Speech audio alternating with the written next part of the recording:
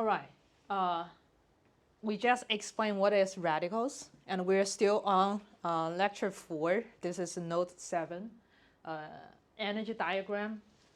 I mentioned this kind of like in the side column as a review.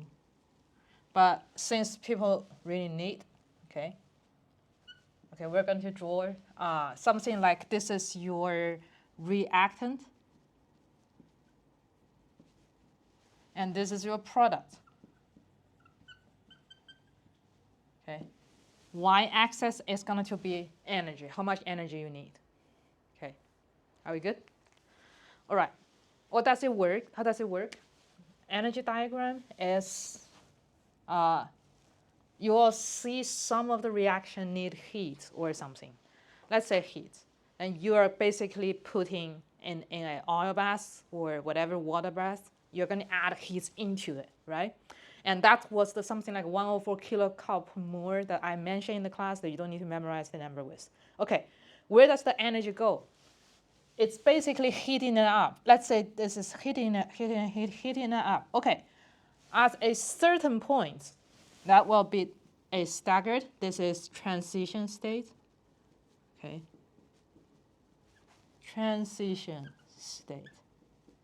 At a certain point, it will reach its highest energy and starts to get into its product. Okay.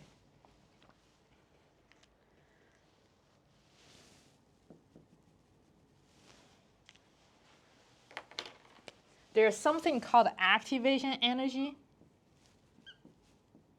EA. Okay, EA, okay, for activation.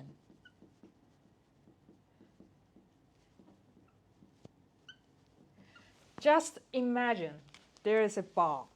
So if you want to make the reaction happen, okay, think about this way. This is, you will need to pull the ball all the way until top.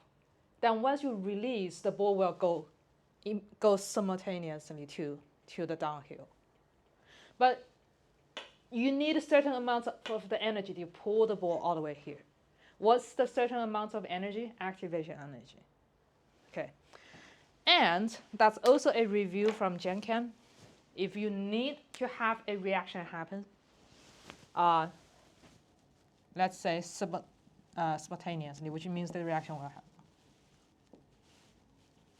you won't need an energy gap, and your product should be at a lower energy than your reactants.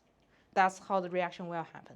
Tomorrow, you are going to see how I use this, because today we only use chlorine. I was using chlorine, right? Tomorrow, you are going to see how I compare chlorine with fluoroiodide bromo.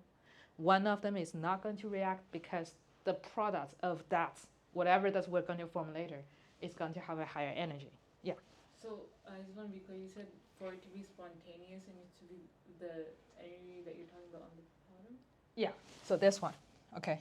Which means your products need to be in lower energy. Okay. Yeah. Makes sense? Okay. You'll get to see them tomorrow with an example. That's, what if my product is here? This reaction is not going to happen. It will be no reaction if your product end up here. Oh. Okay? That's how you determine if a reaction will happen or not. Okay, that's an energy diagram. Are we cool with any question based on this? Is there a name for the thing in green? Yes, that's the reaction, delta H of the reaction. Oh, Okay. Yeah. And we actually calculate one today. Yeah, we'll do more tomorrow, of course. Are we good?